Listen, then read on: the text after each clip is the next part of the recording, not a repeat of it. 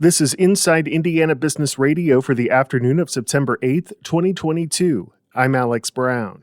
Indiana University is teaming up with the Indiana Office of Community and Rural Affairs to provide mental health services in Bedford, Petersburg, Salem, and Sullivan. The program will involve offering telehealth options at libraries, which IU Center for Rural Engagement head Carrie Thompson says is key. We're really thrilled that the possibility is there to really reach Hoosiers no matter where they live. A library is a natural place to do that. There's no stigma attached to going to libraries. They have broadband access.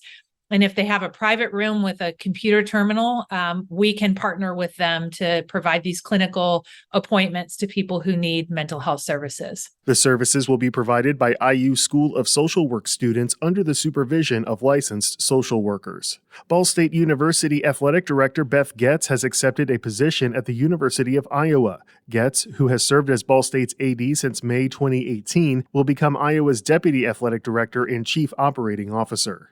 Westfield-based ag tech company Taranis has secured another $40 million in investment to help fund its ongoing growth, the company announced Wednesday. It is the fourth major funding round for the company, which has developed a platform to help farmers manage their farms and improve crop yields. From the number one source for Indiana business news, this is Inside Indiana Business Radio. IBJ Media delivers business news covering central Indiana and the entire state. The Indianapolis Business Journal and Inside Indiana Business are now part of the same family. Look to the IBJ for in-depth coverage of central Indiana's business community and tap into Inside Indiana Business for stories that extend throughout Indiana. 2 resources, unlimited business insights that help you stay informed and get ahead. Learn more at ibj.com and insideindianabusiness.com. Indianapolis Public Schools is dropping a limit on the number of absences employees could have last spring in order to qualify for a $1,500 retention bonus. Here's Wes Mills. The initial requirement for the bonus, which the district will pay out Friday and is one of 3 rounds to be distributed through September 2023, allowed staff no more than 2 absences after March 28th. Although staff could still take personal and vacation days, those who were out sick for more than 2 days were not eligible for the extra money. The bonuses are meant to help the district as it struggles to retain staff during the pandemic. They're being funded with $14 million out of roughly $214 million in federal COVID relief for IPS. The employee attendance requirement angered teachers throughout the district who were worried about missing out on the bonus due to a positive COVID diagnosis, which required teachers to quarantine for 5 days. IPS announced on Wednesday it's dropping the attendance requirement for the first bonus, but it's unclear whether the limit will be dropped for the other 2 bonus payments due in February and September of next year.